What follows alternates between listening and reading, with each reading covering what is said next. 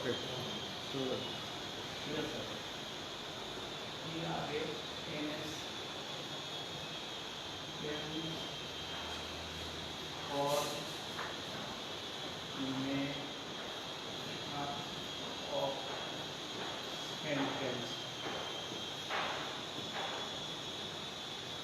Transformation of sentence.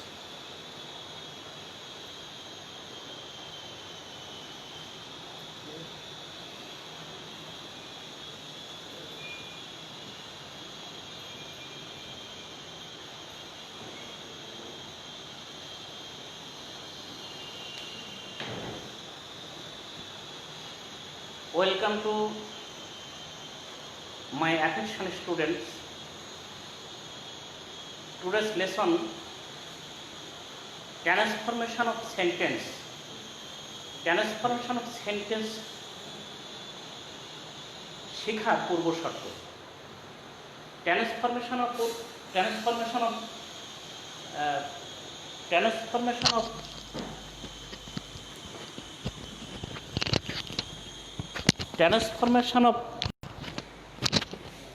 Sentence যখন আলোচনা করতে যাব আমরা,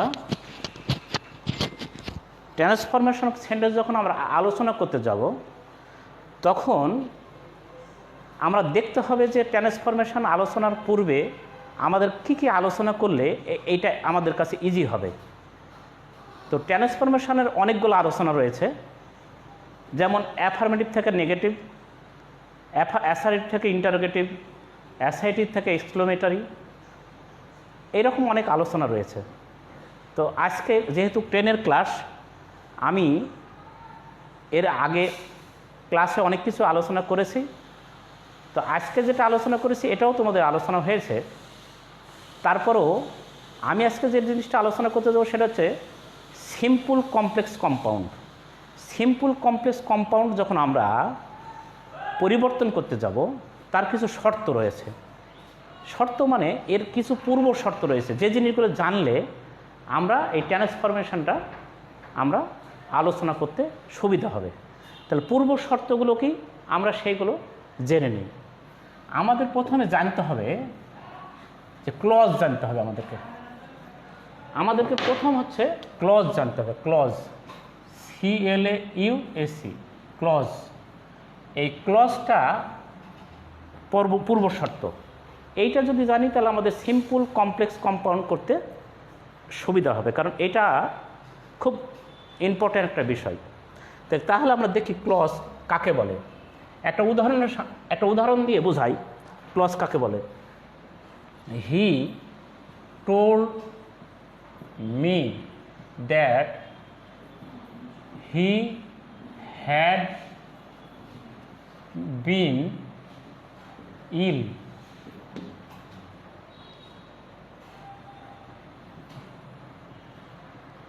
একটা ক্লজ কাকে বলে? ক্লজ মানে হচ্ছে খণ্ড বাক্য বা বাক্যাংশ। খণ্ড বাক্য বা বাক্যাংশে একটা সেন্টেন্সের অংশকে ক্লজ বলে। কিন্তু যদি আমরা এইটুক বলি তাহলে ভুল হবে। তাহলে কি বলতে হবে? একটা সেন্টেন্সের অংশ অবশ্যই হতে হবে যার একটি সাবজেক্ট এবং কমপক্ষে একটা ফাইনাইট ভার্ব থাকে, তাকে ক্লজ বলে। তাহলে ক্লজটা কাকে বলে? একটা সেন্টেন্সের অংশ যার একটা সাবজেক্ট এবং ফাইনাইট ভার্ব থাকে, তাকে ক্লজ বলে। তাহলে আমরা এটা একটু লিখি, ক্লজটা কাকে বলে? একটি সেন্টেন্সের অংশ,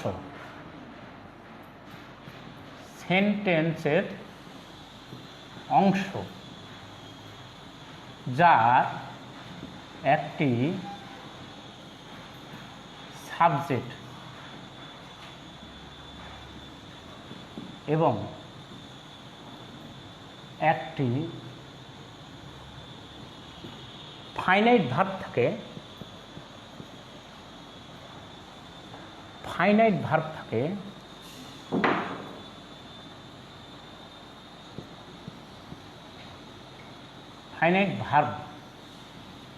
থাকে তাকে ক্লজ বলে।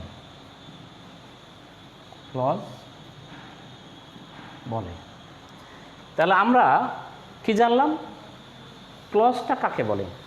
ক্লজের বাংলা হচ্ছে বাক্যাংশ, অথবা বলতে পারো খণ্ড বাক্য, অর্থাৎ একটা বাক্যের, একটা সেন্টেন্সের একটা অংশকে ক্লজ বলা হয়। কিন্তু তার কী কী শর্ত থাকতে হবে, কমপক্ষে একটা সাবজেক্ট থাকতে হবে এবং একটা ফাইনাইট ভার্ব থাকতে হবে। যদি এই দুটো না থাকে তাহলে তাকে ক্লজ বলা যাবে না। তাহলে অবশ্যই সেন্টেন্সের অংশ হতে হবে এবং তার একটা সাবজেক্ট থাকতে হবে এবং একটা ফাইনাইট ভার্ব থাকতে হবে। তাই লিখেছি, দেখো এখানে একটা উদাহরণ দেওয়া আছে, হি টোল্ড মি, এটা একটা ক্লজ, এটা একটা ক্লজ। আবার দ্যাট হি হ্যাড বিন ইল, এটা একটা ক্লজ। তাহলে একটা সেন্টেন্সের দুটো অংশ আছে। তাহলে এই প্রথম যে অংশ, সেখানে দেখো একটা সাবজেক্ট, একটা ফাইনাইট ভার্ব আছে। অবজেক্ট থাকলেও হবে, না থাকলেও হবে, কিন্তু কমপক্ষে একটা সাবজেক্ট এবং একটা ফাইনাইট ভার্ব থাকতে হবে। তাহলে আমরা এইবার বুঝলাম যে ক্লজটা কী। তা এরপর আমরা দেখি এই ক্লজটা, clause, how many kinds of clause.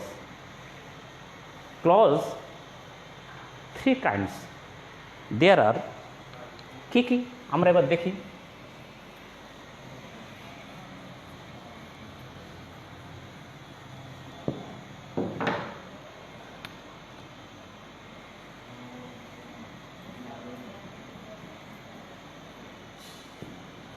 Clause 3 kinds, মানে 3 প্রকার। তারা কে কে দেখো,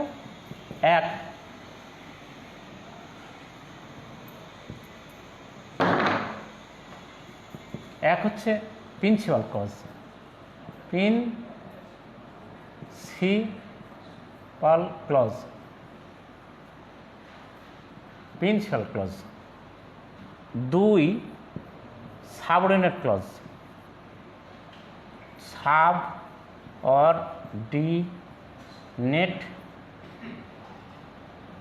সাবঅর্ডিনেট ক্লজ। তাহলে আমরা 3 নম্বর আছে, আমরা আলোচনা আগে করে যাই। 3টা ক্লজ। তো প্রিন্সিপাল ক্লজটা কি দেখো, প্রিন্সিপাল ক্লজ যে ক্লজটা হচ্ছে স্বাধীনভাবে চলতে পারে, স্বাধীনভাবে সেন্টেন্স গঠন করতে পারে, তাকে প্রিন্সিপাল ক্লজ বলে। দেখো যে ক্লজ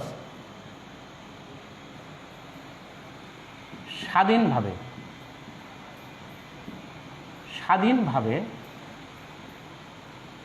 চলতে পারে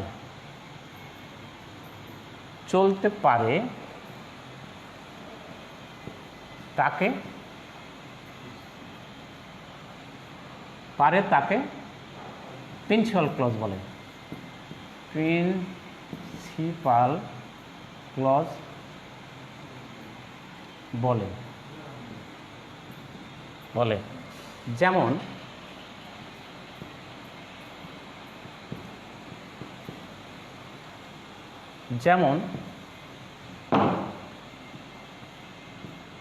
হি goes to school,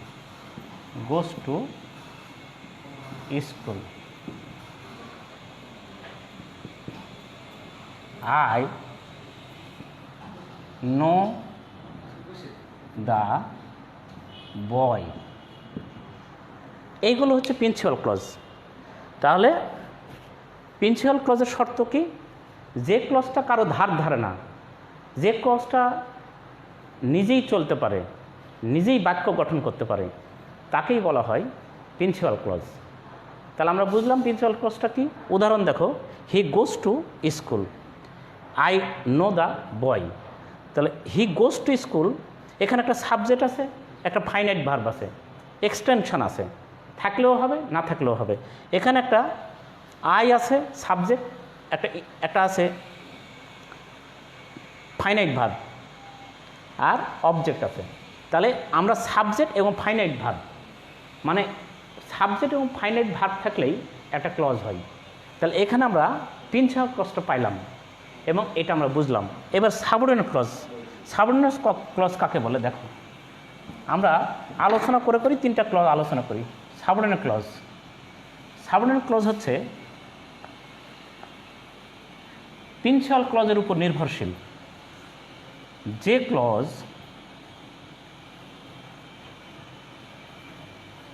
প্রিন্সিপাল ক্লজের উপর নির্ভরশীল, প্রিন্সিপাল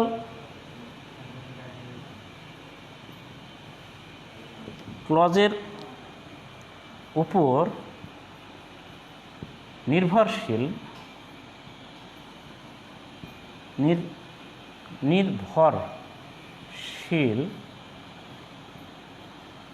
তাকে সাবঅর্ডিনেট ক্লজ বলে।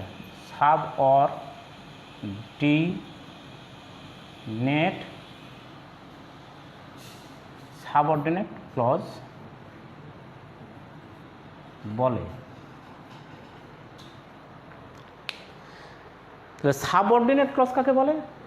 যে ক্লজ প্রিন্সিপাল ক্লজের উপর নির্ভরশীল, যে ক্লজ নিজে নিজে চলতে পারে না, একা একা চলতে পারে না, ফিরতে পারে না, প্রিন্সিপাল ক্লজ ছাড়া যে বাক্য গঠন করতে পারে না, সেই হচ্ছে সাবঅর্ডিনেট ক্লজ। তাহলে সাবঅর্ডিনেট ক্লজের আরেকটা নাম আছে, ইংলিশে সাবঅর্ডিনেট ক্লজকে আরেকটা নাম হচ্ছে ডিপেন্ডেন্ট ক্লজ। ডিপেন্ড মানে বুঝো অন্যের উপর নির্ভরশীল, যে অন্যের উপর নির্ভরশীল অর্থাৎ যে পরাধীন, সেই হচ্ছে সাবঅর্ডিনেট ক্লজ। আর প্রিন্সিপাল ক্লজেরও আরও ইংলিশে দুটো নাম আছে। প্রিন্সিপাল ক্লজকে মেন ক্লজ বলা হয়, আবার প্রিন্সিপাল ক্লজকে ইন্ডিপেন্ডেন্ট ক্লজ বলা হয়। স্বাধীন, যে ক্লজটা স্বাধীন, যে ক্লজটা কারোর উপর ধার না, নিজেই চলতে পারে, নিজেই বাক্য গঠন করতে পারে, সেটা হচ্ছে প্রিন্সিপাল ক্লজ। আর সাবঅর্ডিনেট ক্লজ অলওয়েজ প্রিন্সিপাল ক্লজের উপর নির্ভরশীল, সে একা একা চলতে পারে না। তাহলে আমরা এই দুটো ক্লজ জানলাম। এখন এই সাবঅর্ডিনেট ক্লজের উদাহরণ দিই, একটা উদাহরণ দিই, example.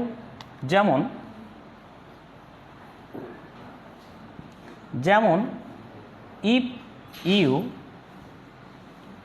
Read more you will learn more, you will learn more.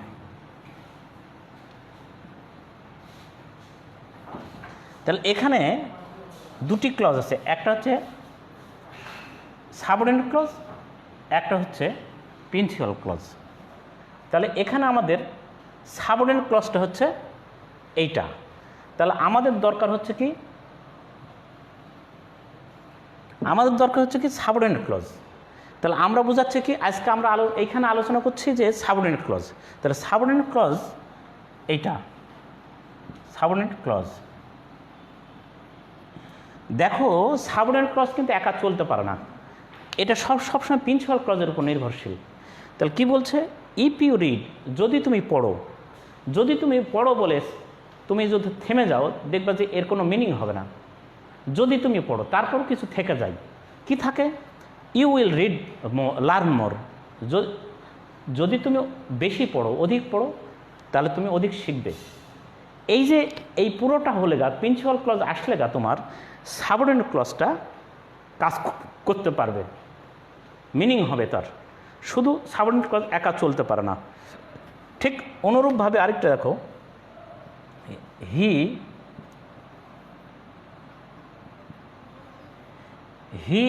told me that he had done the work. এখানে দেখো এইটা প্রিন্সিপাল ক্লজ, কিন্তু আমরা আজকে এখন আলোচনা করছি কি সাবঅর্ডিনেট ক্লজ। তাহলে আমাদের সাবঅর্ডিনেট ক্লজটা হচ্ছে এইটা।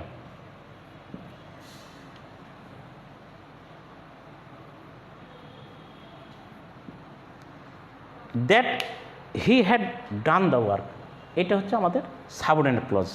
তাহলে প্রিন্সিপাল ক্লজটা আমাদেরকে নিয়ে আসতে হচ্ছে, কেন? এটা বোঝার ক্ষেত্রে আমাদেরকে আনতে হচ্ছে। তো এইটা হচ্ছে আমাদের প্রিন্সিপাল ক্লজ। এই প্রিন্সিপাল ক্লজটা উপর নির্ভর করছে সাবঅর্ডিনেট ক্লজ। তাহলে আমরা সাবঅর্ডিনেট ক্লজ এখন বুঝলাম, কিন্তু সাবঅর্ডিনেট ক্লজ বোঝার সাথে সাথে সাবঅর্ডিনেট ক্লজ কী দিয়ে তৈরি হয়, সাবঅর্ডিনেট ক্লজের শুরুতে কি থাকে, কোন বিষয়গুলো থাকে, কোন জিনিসগুলো থাকে, সেগুলো একটু আলোচনা করলে তোমাদের জন্য আর একটু সুবিধা হবে।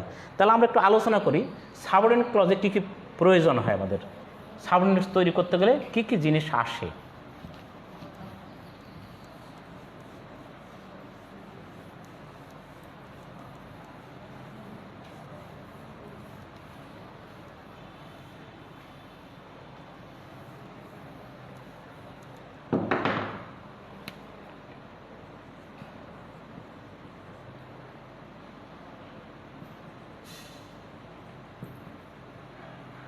Subordinate clause. সাবঅর্ডিনেট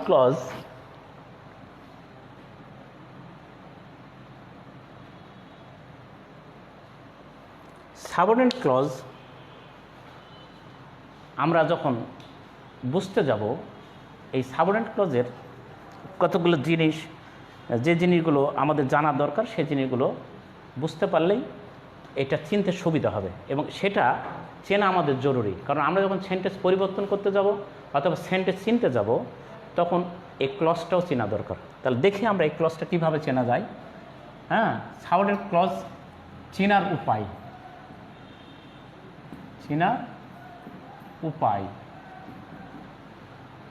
এক নম্বর দেখো, তোমার সাবঅর্ডিনেটিং কনজাংশন লাগবে। Subordinating conjunction.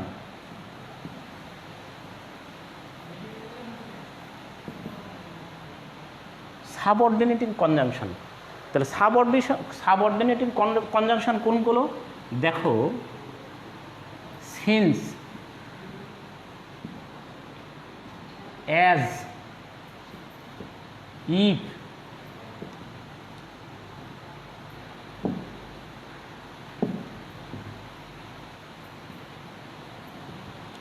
when,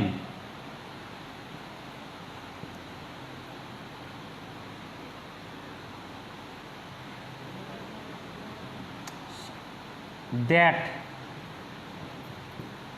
so that, so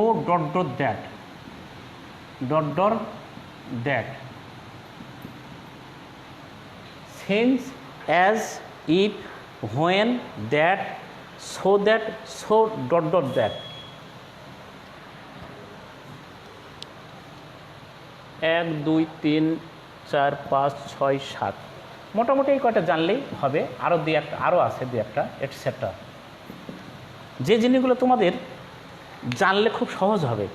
মানে সাধারণত এই জিনিসগুলোই তোমরা সেন্টেন্সে পাবা, মানে সাবঅর্ডিনেট ক্লজের শুরুতেই পাবা। আরও আছে, তার মধ্যে এই কয়টা বেশি ইম্পর্টেন্ট। এই কয়টা জানলে তোমার আশা করি হয়ে যাবে। এরপরে আরও আছে 2 নম্বর হচ্ছে relative pronoun. Relative pronoun. Relative pronoun কী কী? হু, হুইস,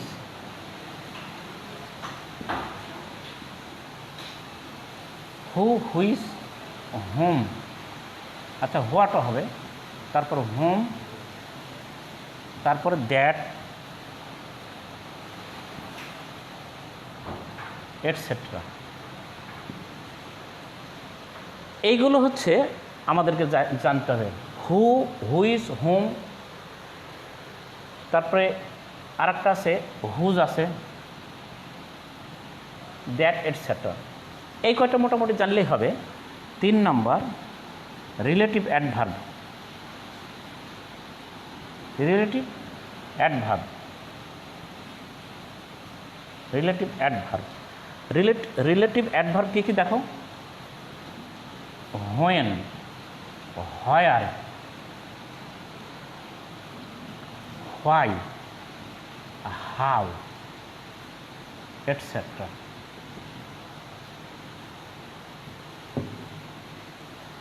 এই কয়েকটা জানলেই হবে। তাহলে আমরা সাবঅর্ডিনেট ক্লজ কীভাবে চিনব? চেনার উপায় কি?